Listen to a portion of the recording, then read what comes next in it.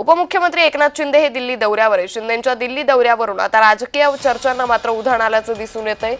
उपमुख्यमंत्री एकनाथ शिंदे हे दिल्ली दौऱ्यावर असल्यानं राजकीय वर्तुळात चर्चांना उधाण आलंय।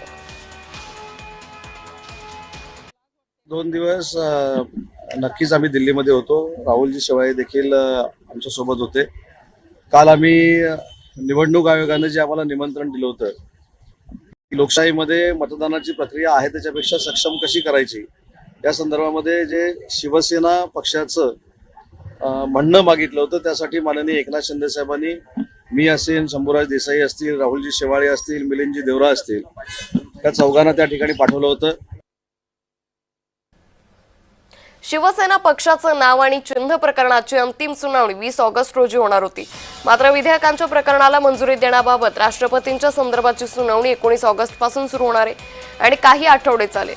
न्यायमूर्ती सूर्यकांत हे घटनापीठाचे सदस्य आहेत, त्यामुळे शिवसेनेच्या चिन्ह प्रकरणाची सुनावणी पुन्हा एकदा पुढे ढकलण्यात आली आहे। आता नवीन तारीख जाहीर केली जाईल।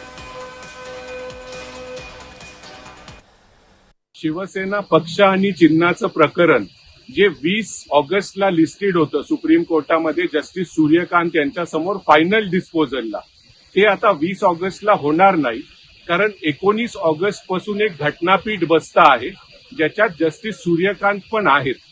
त्यामुळे 20 ऑगस्टला ह्याची सुनावणी होणार नाही शिवसेना पक्ष आणि चिन्ह प्रकरणाची। ते घटनापीठ जे आहे ते 19 ऑगस्ट ते 10 सप्टेंबर पर्यंत बसणार आहे। त्यामुळे आता शिवसेना पक्ष आणि चिन्ह प्रकरणाची सुनावणी ही 15 सप्टेंबर नंतर किंवा ऑक्टोबरमध्ये होईल।